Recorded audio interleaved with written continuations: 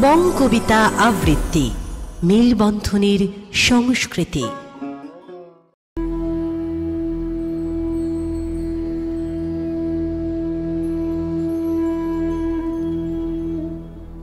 এমনটা যে আগে হতো এমন নয়।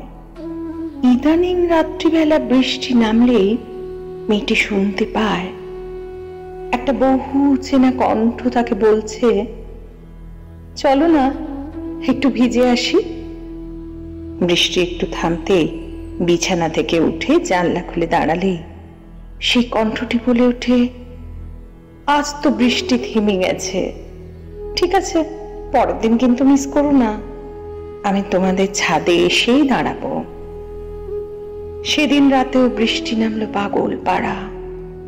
মেয়েটির স্বামী ও শিশু তখন ঘুমের দেশে স্বপ্ন ছড়াচ্ছে, স্বপ্ন কুড়োচ্ছে, ঘুরে বেড়াচ্ছে স্বপ্নের হাত ধরে। মেয়েটি শুনতে পেল দেরি হয়ে যাচ্ছে, তো এসো, প্রাণ ভরে ভিজবো দুজনে। অন্যদিন দেরি হলেও সেদিন রাতে ছাদের দরজা খুলে মেয়েটি দাঁড়ালো খোলা আকাশের নিচে।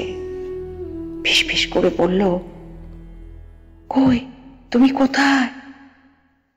সে কণ্ঠটি বলল, এই তো আমি, ধরো আমার হাত। অতঃপর ছাদের সর্বত্র ঘুরে ঘুরে সে কি বৃষ্টি ভেজার সুখ। সেই কণ্ঠটি বলল, একটা বর্ষার গান গাও না প্লিজ। মেয়েটি বলল, তুমি একটি কবিতা শোনাও আগে। কবিতার স্বর আর গানের সুরে বৃষ্টিও হলো রোমাঞ্চিত। হঠাৎ সেই কণ্ঠটি চাপা আর্তনাদ করে উঠল, হে কি, তোমার নাকছাবিটা কোথায়? ওটা তুমি হারিয়ে ফেলেছ? কি করে করলে এমন কাজ? আমিও তবে হারিয়ে গেলাম। মেয়েটি চিৎকার করে উঠল, না না। ঠিক তখনই বৃষ্টি গেল থেমে। ঠিক তখনই তার স্বামী এলো ছাদে। বলল সে, হ্যাঁ তো রাতে ছাদে কিছু কি হারিয়ে ফেলেছ, তাই খুঁজতে এসেছো এখানে?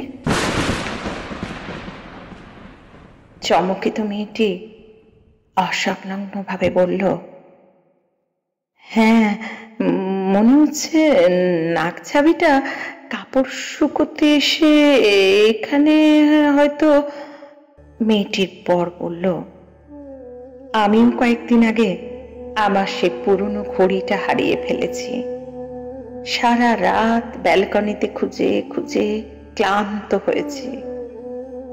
বাদ দাও, চলো বাবি একা আছে, ওসব জিনিস হারিয়ে যাওয়াই ভালো, অহেতুক বড্ড কষ্ট দেয়। মেয়েটি বলল, ঠিক বলেছ, ওসব জিনিস হারিয়ে যাওয়াই ভালো, অহেতুক বড্ড কষ্ট দেয়।